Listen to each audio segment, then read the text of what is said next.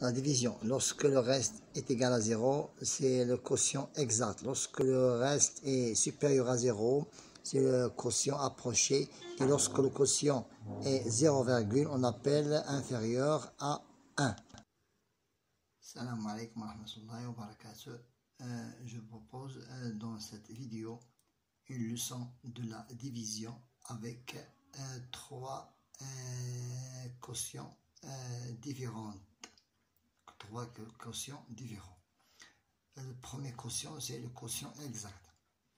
En lisant le problème, si 8 boîtes semblent pèser 3600 grammes, quel est le poids d'une boîte? En cherchant le poids d'une boîte, donc nous devons diviser le poids total par le nombre de boîtes. 36 divisé par 8, c'est 4. 4 fois 8, c'est 32. Le reste, c'est 4. Je fais abaisser 0. 40 divisé par 8, c'est 5. 5 fois 8, c'est 40. J'abaisse le 0 des unités. Donc 0 divisé par 8, c'est 0. Donc c'est 450 grammes chacune. Si lorsque la division n'a pas de reste, on dit que le quotient est exact. Je pose aussi un deuxième problème. On a partagé 102 mètres de ruban en 8 coupes égales. Quelle est la longueur d'une coupe? Donc je n'ai qu'à diviser la longueur totale par le nombre de coupes. 102 divisé par 8, 10 divisé par 8, c'est 1. 1 fois 8, 8. 10 moins 8, c'est 2. J'abaisse 2. 22 divisé par 8, c'est 2. 2 fois 8, c'est 16. La différence, elle reste 6. Donc, je suis obligé d'emprunter une dixième, c'est 60, et j'ajoute la virgule. 60 divisé par 8, c'est 7. 7 fois 8, c'est 56. Il reste 4. J'emprunte aussi un 0,2 centième pour que le quotient soit exact. 40. 40 divisé par 8, c'est 5. 5 fois 8, c'est 40. Et le quotient est exact. Donc, ça, c'est lorsque le quotient est exact. Maintenant, lorsque le quotient est approché, nous parlons maintenant lorsque le quotient est approché. Je pose aussi deux exemples de problèmes. On partage également 100 timbres-poste entre 6 enfants. Maintenant, on partage 100 timbres-poste entre 6 enfants. 10 divisé par 6 est égal à 1. 1 fois 6, 6. 10 moins 6, c'est 4. J'abaisse le 0 des unités. 40 divisé par 6, 6, 6. 6 fois 6, 36, 4. Même si j'ajoute une dixième, toujours, il me reste 4.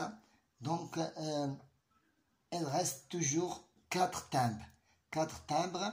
Donc, lorsqu'il y a un reste, la division, on dit que le quotient est approché. Lorsqu'il y a le reste, on dit que le quotient est approché. Je pose un autre problème. Lorsque le quotient est approché, on a partagé 20 mètres en 3 parties égales.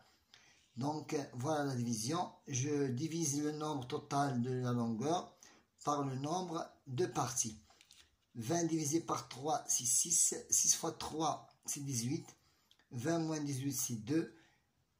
Maintenant, j'emprunte une dixième et j'ajoute la virgule dans le quotient. 20 divisé par 3, c'est 6. 6 fois 3, c'est 18. 20 moins 18, c'est 2. J'emprunte ainsi un 0,2 centième. 20 divisé par 3 et 6. Et ça reste ainsi de suite. Donc, je m'arrête au centième. Donc, ce quotient, il est aussi approché. Pourquoi? Parce que lorsque nous avons un reste à la division, on dit que le quotient est approché. Passons au troisième quotient qui est le quotient, il est inférieur à 0, qui est le quotient inférieur à 0. Voilà, le troisième quotient, c'est lorsqu'il est inférieur à 0. Inférieur à 0. On partage 3 mètres de ruban en 4 parties égales. Quelle est la longueur de chaque partie? Donc, je divise le nombre total, la longueur totale des 4 rubans par le nombre de partages. 3 divisé par 4, c'est 0. 0 fois 4, 0. 3 moins 0, c'est 3. J'emprunte un 0 de dixième et j'ajoute la virgule dans le quotient. 30 divisé par 4, c'est 7. 7 fois 4, c'est 28. 30 moins 28, c'est 2. J'emprunte aussi, pour qu'il soit exact, j'emprunte aussi un 0,2 centième. 20 divisé par 5, par 4, c'est 5. 5 fois 4, c'est 20. On dit que chaque longueur est de 0,65 mètres. Voilà, on a terminé avec ces 3 types de quotient. Quotient exact lorsque le reste est 0, et quotient approché lorsque nous avons le reste, il y a toujours un reste qui est supérieur à 0, et le quotient qui est inférieur à l'unité lorsque l'unité est inférieure à 1. Bon courage.